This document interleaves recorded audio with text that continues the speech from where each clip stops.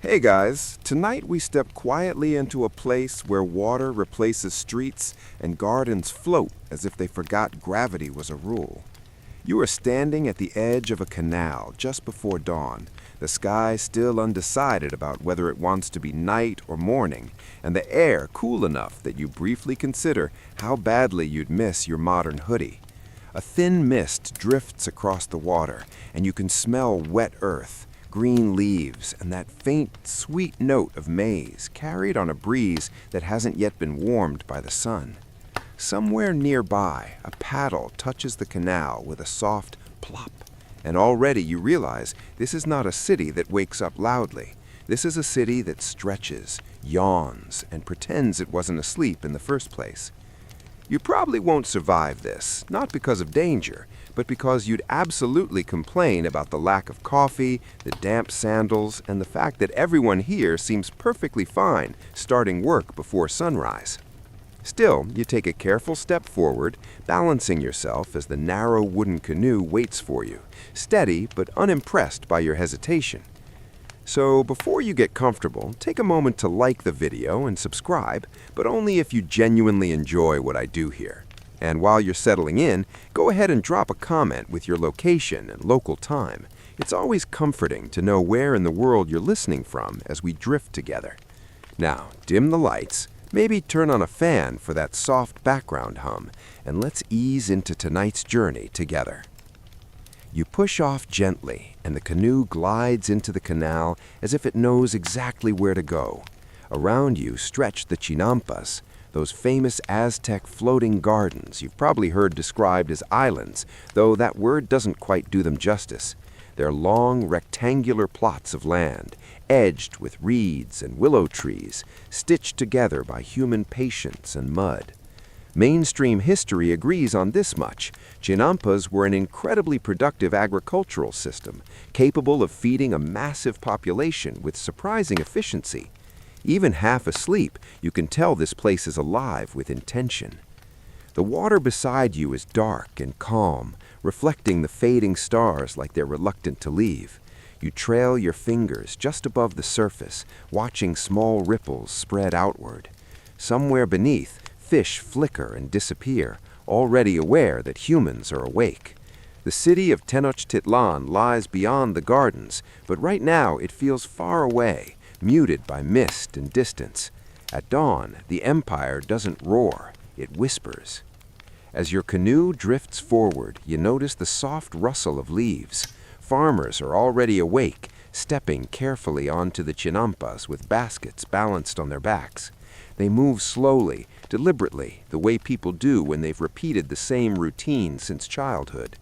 One bends to check the soil, dark and rich, built up over generations from lake sediment and decaying plants. This isn't accidental dirt, it's curated earth. A historical fact worth lingering on is that these gardens could produce multiple harvests a year, far more than typical European fields of the same period.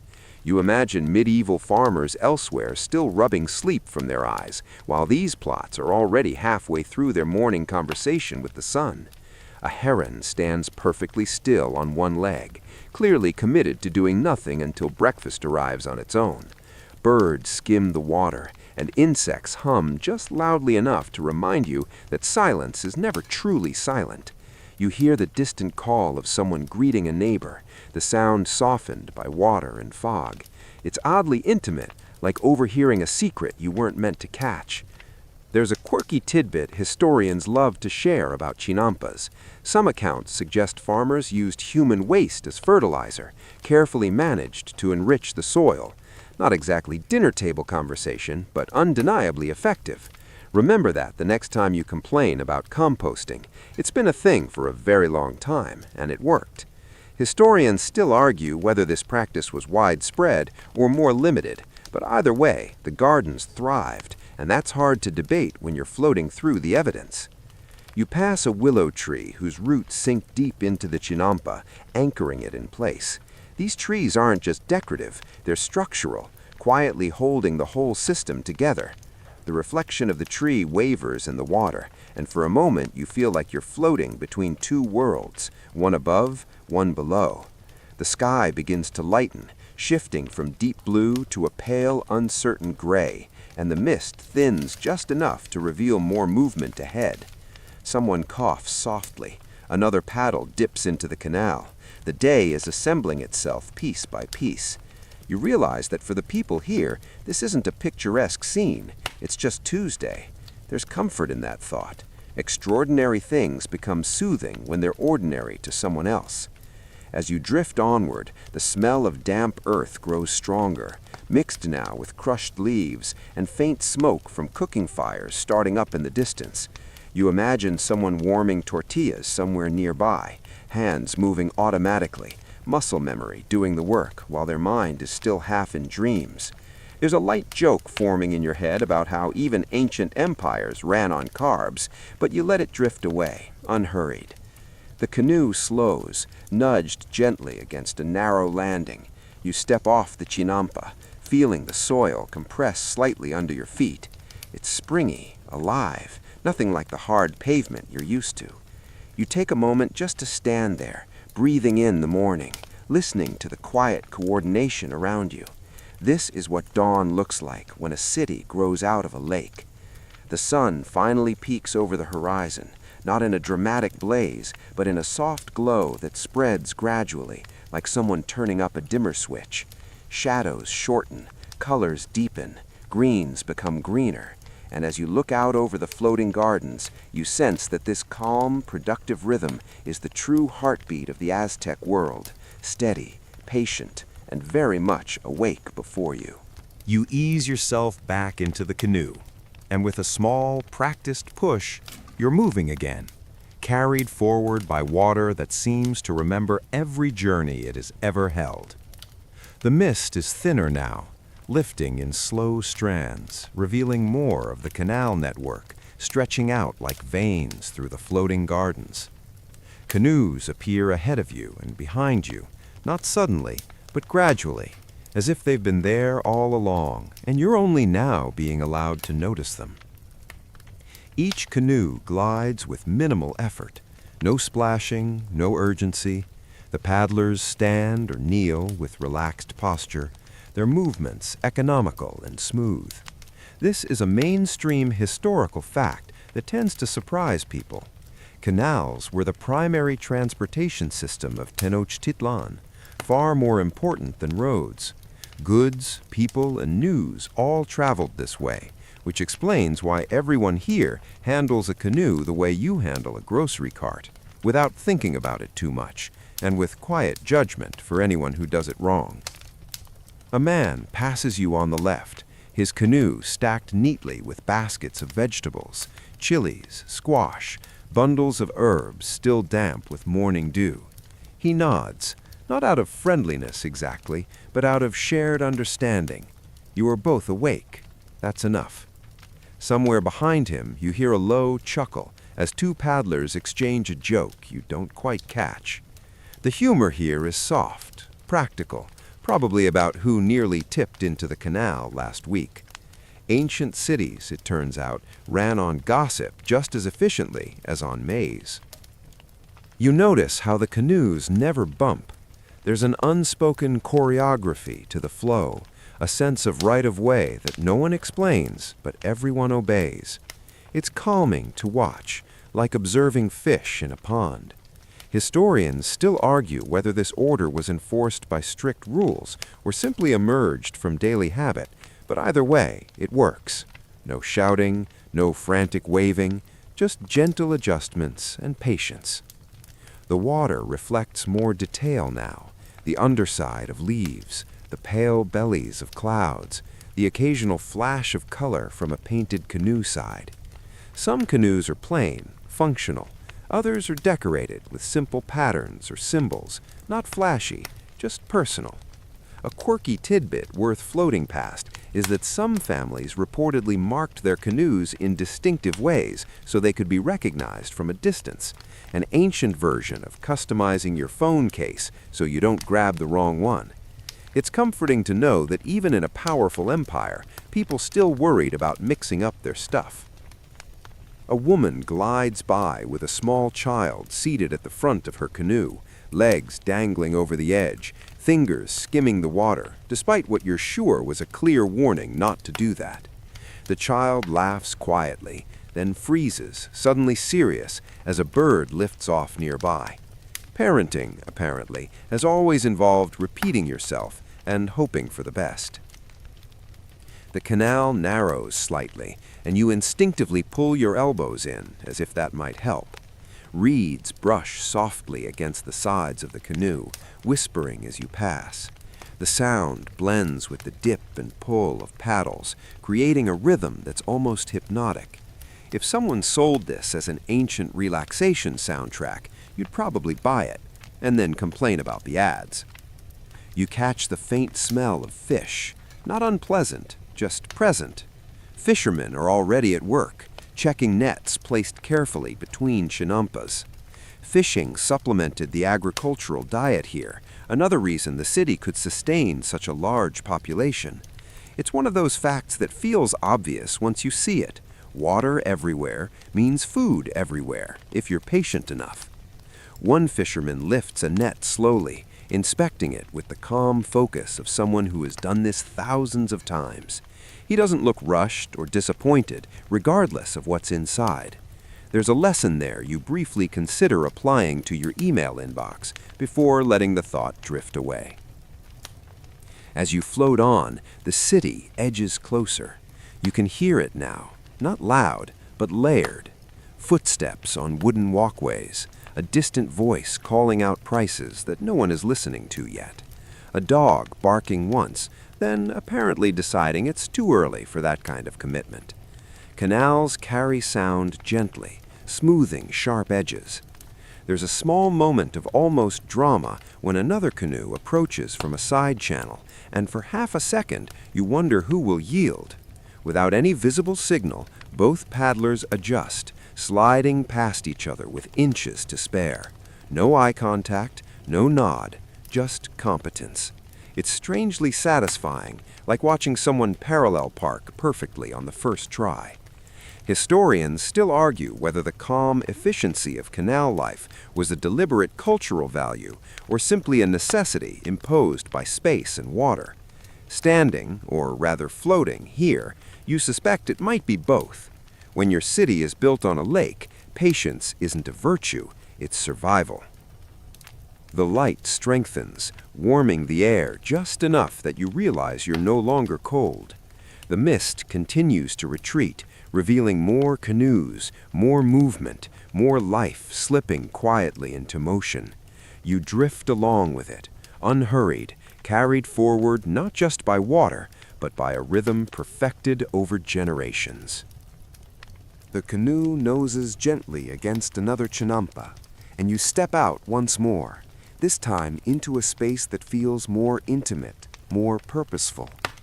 Here, the gardens are narrower, packed tightly with life, and the people working them move with the quiet confidence of those who know exactly how much time they have before the sun climbs too high. You stand still for a moment, letting your balance settle, because the ground beneath you is firm but forgiving, like it's politely reminding you that it used to be water not that long ago. Farmers are already deep into their morning routines. One kneels, pressing seeds into the soil with practiced fingers. Another carries a woven basket filled with seedlings, their roots wrapped carefully in damp reeds. This is one of those mainstream historical facts that sounds impressive, but feels even more so when you're standing here. Chinampa agriculture was so efficient that it supported a city of hundreds of thousands, possibly making Tenochtitlan one of the largest cities in the world at the time. You look around at the quiet concentration, the lack of spectacle, and it feels almost unfair that something so productive looks so calm. You walk slowly along the narrow edge of the garden, careful where you place your feet. A farmer glances up at you, not startled, just mildly curious, then goes back to work. No one explains what they're doing, because no one needs to. Knowledge here lives in muscle memory, passed down through hands rather than words. The tools are simple: wooden digging sticks, stone blades, but used with precision. You're reminded, briefly, of how complicated your own kitchen gadgets are, and how you still manage to burn toast. Maize grows in neat rows, leaves catching the light as it strengthens. Beans climb slender supports, and squash sprawls comfortably, taking up space without apology. This famous trio, often called the Three Sisters, is another widely accepted fact of Aztec agriculture. Grown together, they support and nourish each other. Maize provides structure, beans fix nitrogen in the soil, squash shades the ground to retain moisture. It's efficient, sustainable, and frankly makes most modern group projects look poorly planned by comparison. A quirky tidbit floats into your mind as you watch someone carefully thin a row of seedlings. Some accounts suggest farmers spoke softly to their plants, believing words could encourage growth. Whether this was spiritual belief or simply a way to stay focused during long hours of work is unclear. Historians still argue whether these practices were symbolic, practical, or somewhere in between. Either way, you decide the plants probably appreciated the attention. At the very least, they didn't complain. You notice how the water channels between chinampas are never wasted. Weeds pulled from the beds are tossed into the canals, where they'll break down and eventually be dredged up again as nutrient-rich mud. It's a slow, circular process, and watching it feels oddly reassuring. Nothing is rushed, nothing is thrown away forever. Even mistakes seem to get recycled. The sun rises higher, and with it comes a gentler increase in activity. More farmers arrive, stepping lightly from canoe to garden, exchanging quiet greetings. Someone laughs softly at a joke you don't hear, and the sound blends into the morning like a bird call. There's humor here, but it's understated, woven into work rather than used to escape it. You imagine someone making a joke about how the plants grow faster when no one is watching, and everyone pretending not to notice that they smiled. A young boy trails behind an older farmer, imitating his movements with exaggerated seriousness. He presses a seed into the soil, pats it down, then looks up for approval. The older man nods once, gravely, as if witnessing a sacred rite rather than a gardening lesson. You think about how skills like this were learned early, not from formal schooling, but through repetition and observation. Childhood here includes responsibility, but also a clear place in the rhythm of things.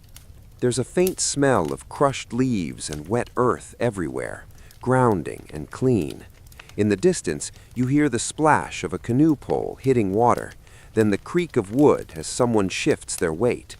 The city is fully awake now, but out here, among the chinampas, it still feels buffered, insulated by water and greenery. Historians still argue whether chinampas were entirely artificial or built upon natural shallow areas enhanced over time. Standing here, it's easy to believe the truth is layered, nature offering a starting point, humans patiently shaping it generation after generation. It's not domination of the environment so much as negotiation. You take, you give back, you adjust. One farmer pauses, stretching his back, and wipes his hands on his tunic. He looks out over the garden, squinting slightly in the brighter light. There's satisfaction there, not pride exactly, but recognition. The work is ongoing. There's always more to do. But for now, things are as they should be. You feel that recognition settle into you, too, like a borrowed calm. You move on slowly, careful not to interrupt, carrying with you the sense that this quiet labor is the true engine of the empire. No speeches, no banners, just hands in the soil at first light, doing what they've always done and doing it well. You follow the narrow path along the chinampa until it gently widens, just enough for two people to pass without that awkward sideways shuffle.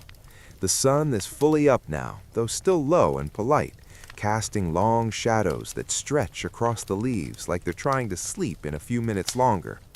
This part of the garden smells faintly sweet, And you realize it's because you're surrounded by maize at a later stage of growth, tassels catching the light and rustling softly whenever the breeze decides to participate.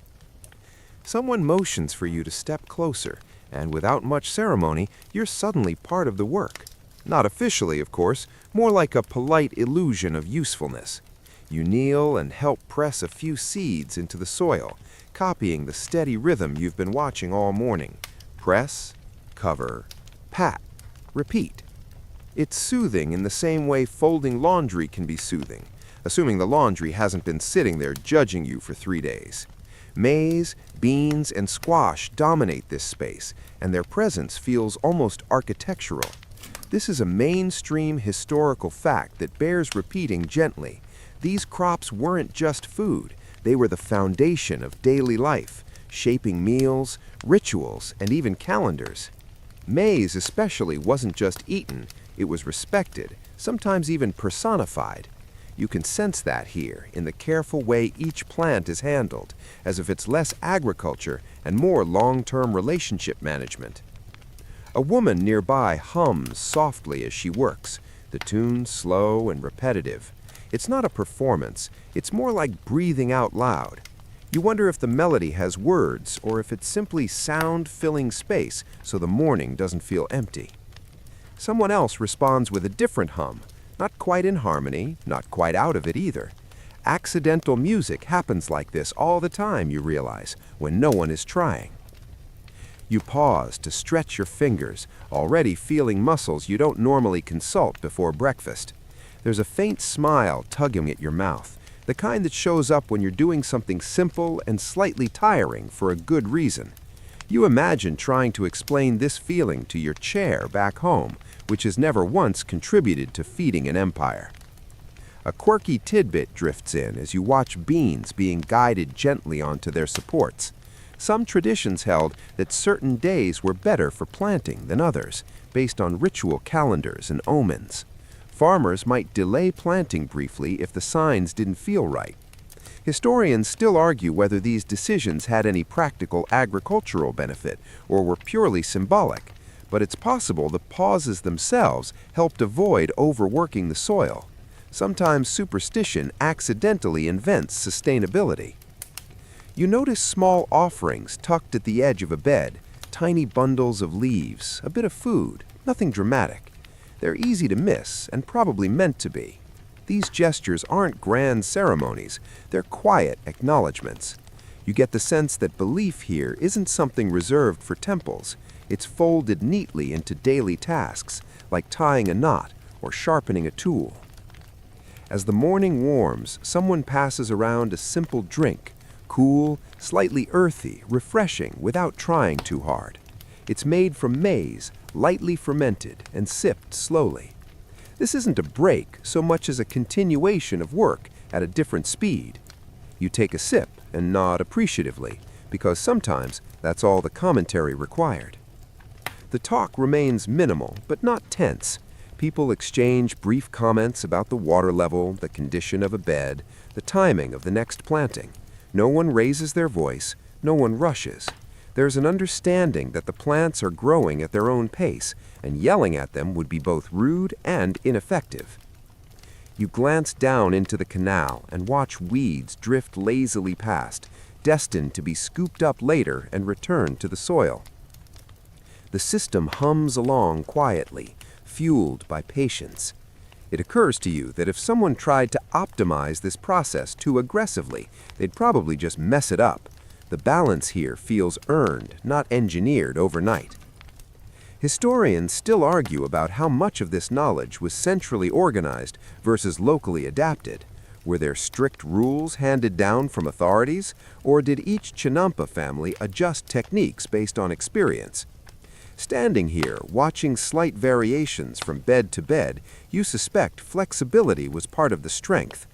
Empires may issue commands, but gardens listen to weather. A light joke slips through the group when someone realizes a row was planted slightly crooked. There's a shrug, a grin, and the consensus seems to be that the plants won't mind. You silently agree. Straight lines are overrated anyway. As the sun climbs a little higher, The pace naturally slows, not because the work is done, but because there's no need to hurry. You brush soil from your hands and take one last look at the neat rows, the climbing beans, the sprawling squash leaves already casting shade. The chinampa hums quietly behind you as you step back toward the canal, carrying with you the steady calm of purposeful, unhurried labor. You drift back onto the canal, and the world subtly shifts from cultivation to exchange. The waterway widens, and with it comes a gentle sense of anticipation. Not excitement exactly, more like the calm readiness of people who know something familiar is about to begin. Ahead, the outlines of docks and platforms emerge, wooden edges softened by years of use and water. This is the approach to the market areas, but you've arrived before the crowds, before the voices rise and the bargaining begins in earnest. Early vendors are already here, arriving by canoe with the same unhurried grace you've seen all morning. They unload baskets carefully, setting them in tidy clusters.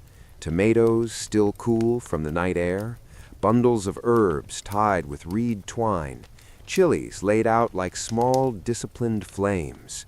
This is a mainstream historical fact that feels almost obvious once you see it. Tenochtitlan's markets were vast and highly organized, supplying daily necessities to enormous numbers of people.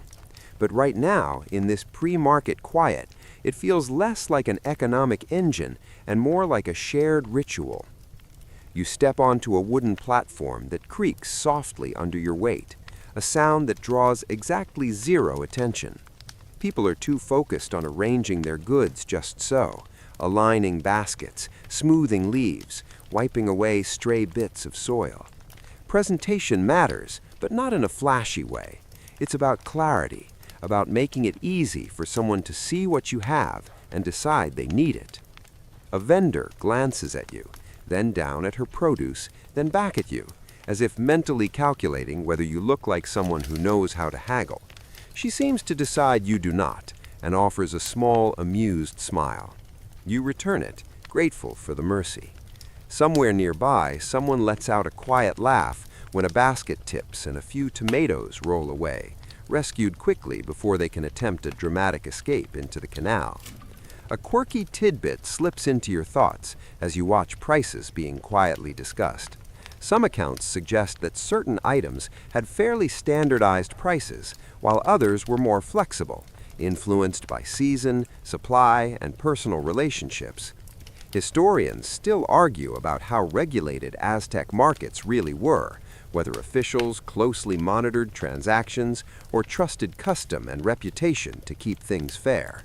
From where you stand, it feels like a mix, order supported by social memory. If someone cheats today, everyone remembers tomorrow. The air here smells different than the gardens, still earthy, but layered now with the sharpness of chilies, the sweetness of fruit, and the faint, comforting aroma of prepared foods just beginning to warm.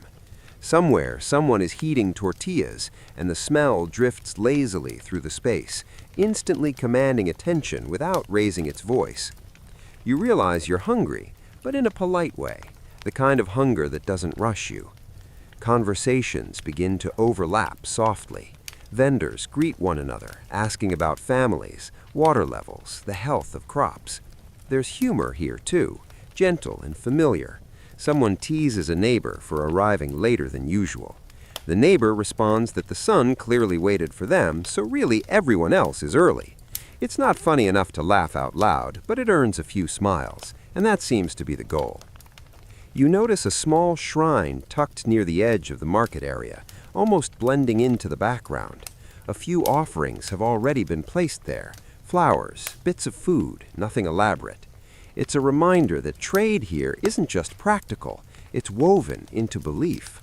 Prosperity, fairness, abundance, these aren't abstract ideas. They're hoped for, acknowledged, nudged along with quiet gestures. As the sun climbs higher, more canoes arrive. The space fills slowly, never abruptly. You imagine what it will sound like in an hour, louder, livelier, full of calls and counters. But right now, there's a rare calm, like the deep breath before speaking. You linger in it, appreciating the way an enormous system can feel so gentle when viewed at the right moment. Historians still argue whether early morning markets like this were primarily for wholesale trade or simply the calm beginning of a long retail day. Watching baskets change hands, seeing small quantities exchanged with nods of agreement, you suspect the answer is both. This is a place that adapts to whoever shows up, whether they're buying for a household or supplying an entire neighborhood. A dog wanders through, tail wagging lazily, clearly confident that someone will drop something edible eventually. No one shoos it away. It's part of the scenery, like the wooden posts or the canoes tied loosely nearby. You smile to yourself, thinking that even the most impressive cities are made of small, ordinary moments like this. You step back toward the canal, letting the market continue its slow awakening without you. The water waits patiently, reflecting the brighter sky, ready to carry you onward. As you push off, you take one last look at the neatly arranged baskets, the quiet negotiations, the calm competence of people preparing for a busy day. The empire hums softly behind you, powered not by noise, but by routines perfected at dawn. The canoe slides away from the market platforms, and almost immediately the sound softens again, as if someone gently turned a knob down. The canal here feels wider, more open, with fewer docks and more sky reflected on the water's surface. Birds have become the dominant commentators now. You hear wings flutter, a sharp call answered by another farther away, and the steady, reassuring splash of water against reed-lined edges. As you drift, you start noticing details you hadn't paid attention to before, not because they weren't there, but because you were busy watching people. Now the infrastructure itself steps quietly into focus. The canals aren't random. They curve and branch with intention, guiding water gently through the chinampas. This is a mainstream historical fact that often gets overshadowed by the drama of empires. Aztec hydraulic engineering was remarkably sophisticated, managing fresh water, preventing flooding, and keeping salt water at bay. None of it announces itself loudly. It just works. You trail your fingers along the water again, feeling how cool it still is despite the rising sun. The surface breaks into tiny ripples, distorting the reflection of passing clouds. Somewhere below, something moves. A fish, maybe several, stirring the silt just enough to cloud the water briefly before it settles again. The canal absorbs disturbances quickly, the way calm systems tend to do. A flock of birds lifts off from a nearby chinampa, rising in a loose, uneven arc before scattering. Their wings catch the light, flashing pale and dark in quick succession. You remember reading that birds were both companions and competitors here, feeding on insects, but also eyeing crops with interest. Farmers tolerated them, chased them off occasionally, but rarely treated them as enemies. It's easier to coexist than to win an endless argument with nature. You pass a narrow channel where water flows more noticeably, guided by subtle differences in level. Small gates and embankments control movement, preventing flooding during heavy rains. A quirky tidbit floats by in your mind. Some early accounts describe maintenance crews whose job was simply to keep canals clear of debris, an ancient version of unclogging drains. Not glamorous work, but deeply appreciated when it's done well. Historians still argue how precisely the balance between natural lake ecology and human modification. Was this environment carefully engineered, or was it more like gentle guidance? Sitting low in the canoe, surrounded by water and green, it feels like a conversation rather than a command. Humans speak softly, nature listens, and occasionally responds with a flood if ignored. A fisherman appears ahead, standing in his canoe with enviable balance. He adjusts a net with slow, deliberate movements, pausing occasionally to look into the water. He doesn't acknowledge you, not out of rudeness, but because there's no need. The canal is wide enough for both of you, and attention is a limited resource, best spent where it matters. As you pass, you catch the faint smell of wet reeds and sun-warmed wood. The scent feels grounding, almost meditative. You realize your shoulders have dropped slightly, tension easing without permission. No one here is asking you to relax. It just happens. The canoe drifts onward, following a bend that reveals more open water ahead. The city feels present, but not pressing, held at a comfortable distance by canals and gardens. You let the rhythm of movement settle into you, paddle dips and glides blending into something almost like breathing. For now, there's nowhere else you need to be. The canal narrows again, and the canoe slows naturally, guided into a quieter residential stretch where chinampas give way to clusters of homes. These aren't grand structures meant to impress. They're practical, low, and thoughtfully placed, as if trying to not interrupt the water more than necessary. You step out onto a small landing and feel the subtle shift from working landscape to living space, a transition so smooth it almost goes unnoticed. Homes here rest on raised platforms, built from wood, reeds, and packed earth, materials chosen less for permanence and more for harmony with the lake. This is a mainstream historical fact that often gets simplified. Most Aztec homes were modest, even in a powerful empire, designed for family life rather than display. The wealth of the city wasn't concentrated in houses. It flowed through markets, temples, and gardens. Standing here, you sense that privacy and comfort mattered more than showing off. You pass a doorway where someone is sweeping gently, pushing yesterday's dust toward the edge with unhurried strokes. The sound of the broom is soft, rhythmic, almost ceremonial. Inside, you glimpse a simple interior, woven mats, clay vessels, tools hung neatly on the wall. Nothing feels cluttered. Everything seems to have a place, even if that place is temporary. A child sits near the water's edge, legs tucked beneath them, focused intently on carving something small from a piece of wood. They glance up at you, curious but not alarmed, then return to their task. Childhood here feels woven into daily life rather than separated from it. There's no clear boundary between learning and doing. You imagine how exhausting that might be, then remember how often modern life separates those things and still feels tired. A quirky tidbit surfaces as you notice bundles of reeds stacked neatly along one wall. Some traditions suggest that families regularly repaired and adjusted their homes, replacing materials as they wore down rather than waiting for major damage. Houses weren't meant to last forever. They were meant to adapt. Historians still argue whether this reflects economic necessity or cultural preference, but either way, the result is a living architecture, structures that change as quietly as the water around them. The smell here is different again. Warm earth, faint smoke from cooking fires, something herbal simmering nearby. Someone laughs inside a home, the sound muffled but genuine. Another voice answers, and the exchange feels relaxed, familiar. These are not the sounds of a city straining under its own weight. They're the sounds of people who know their neighbors well enough not to rush conversations. You pause near a small garden patch adjacent to a home, separate from the larger chinampas. Herbs grow here, medicinal plants, cooking greens, things that don't need large plots. This blending of domestic and agricultural space feels intentional.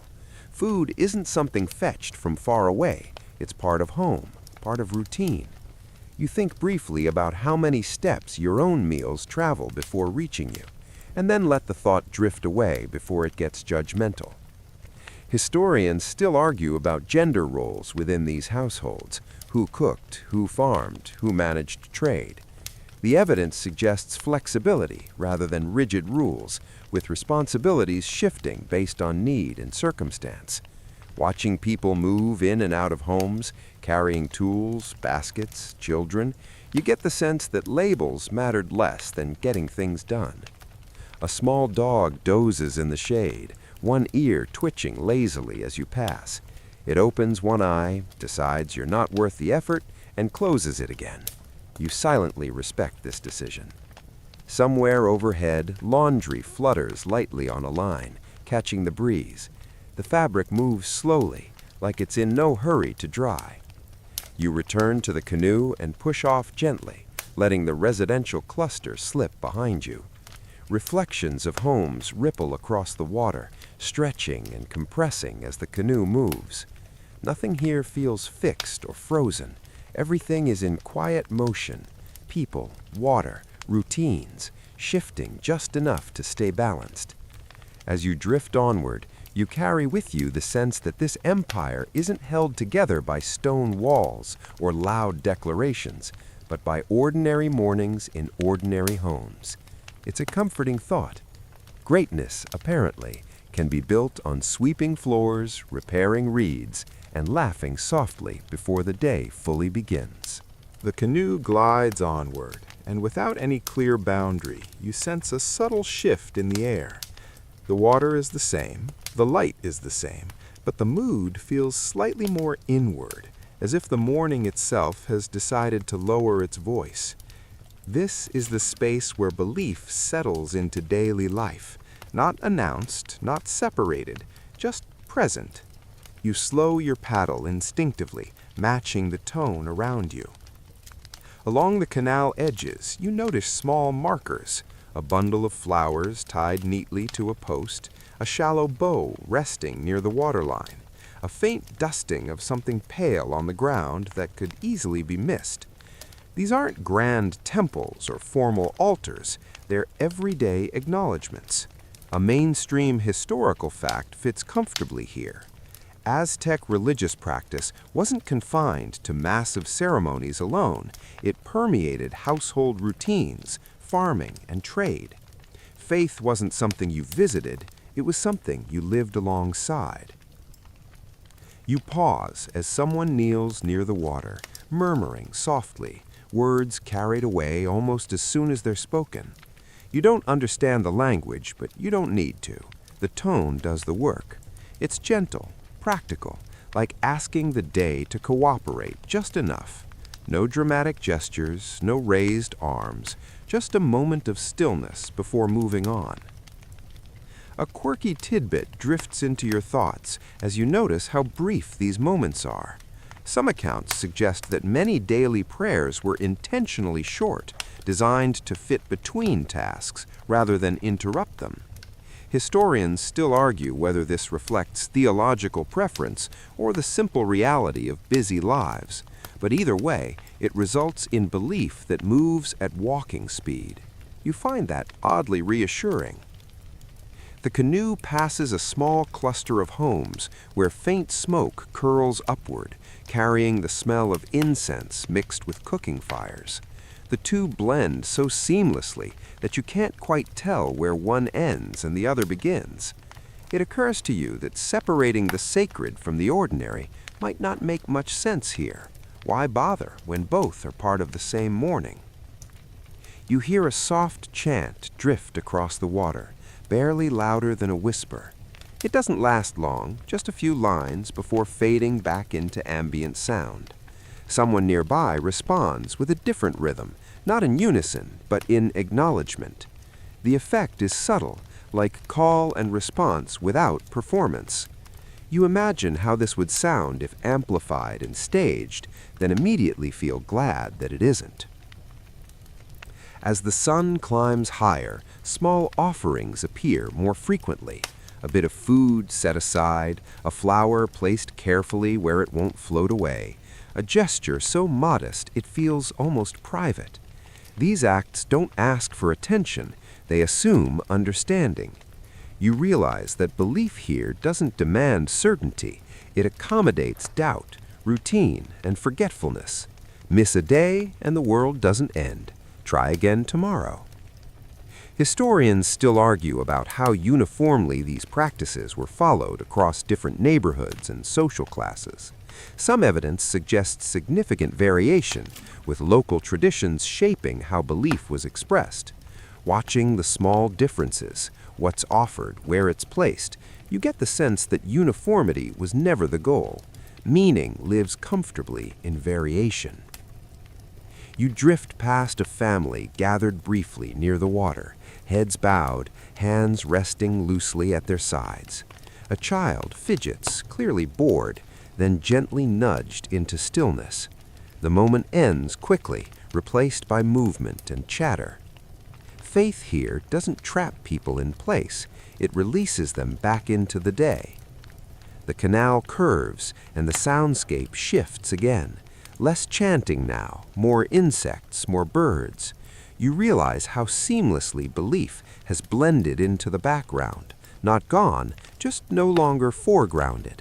It's like breathing, noticeable only if you stop to think about it. You paddle on, carrying with you the quiet understanding that in this world, spirituality isn't something heavy or demanding. It's light enough to carry while working, flexible enough to fit between tasks, and gentle enough to whisper at dawn without waking the whole city. The canal opens slightly, and with that extra space comes a broader sense of movement, a reminder that all these quiet routines belong to something larger.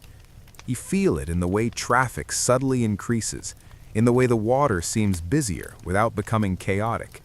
This is the empire breathing, not through ceremonies or conquests, but through the steady circulation of people and goods, all moving without trumpets or drums. Canoes pass carrying officials dressed simply, their authority suggested more by confidence than by decoration.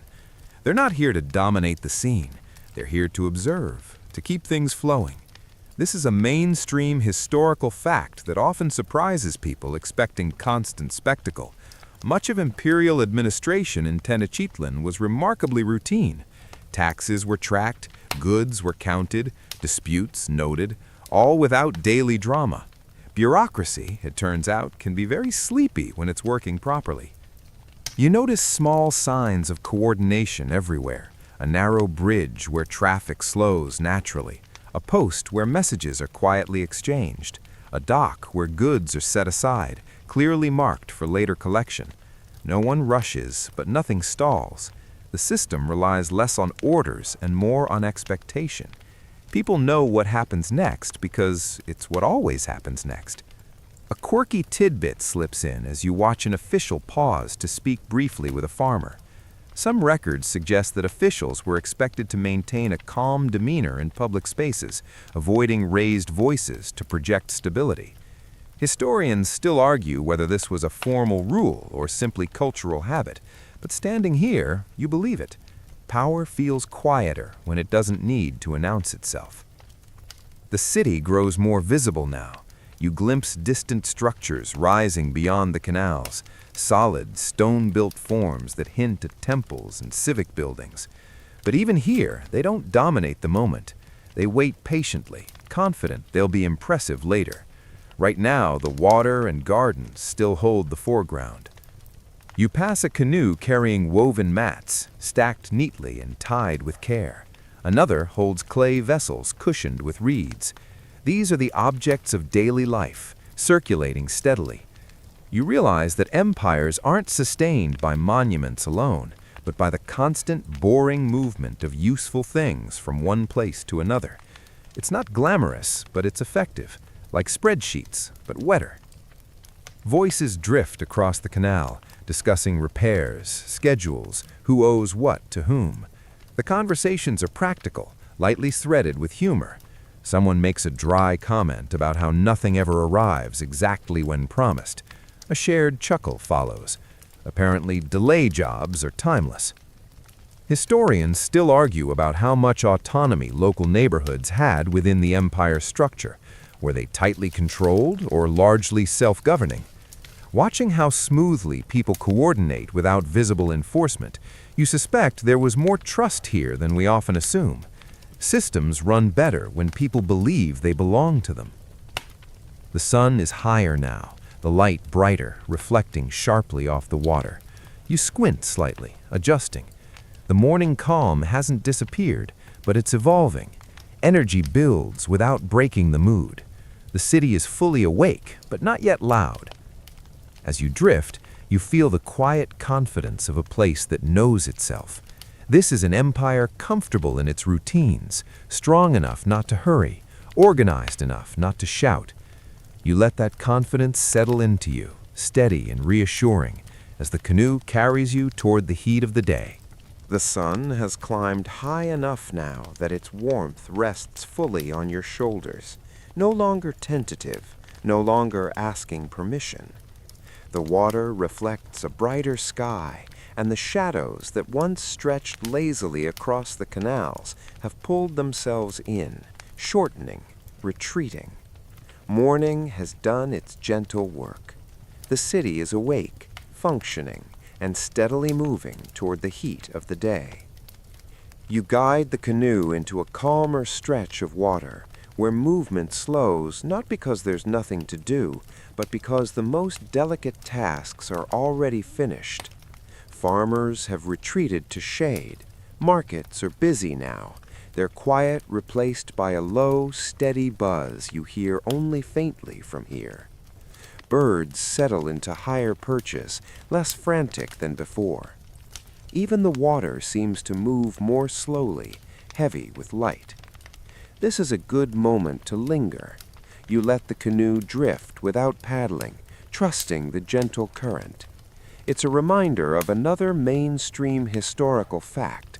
Life in Tenochtitlan followed a strong daily rhythm shaped by sun and water. Early mornings carried the most important labor.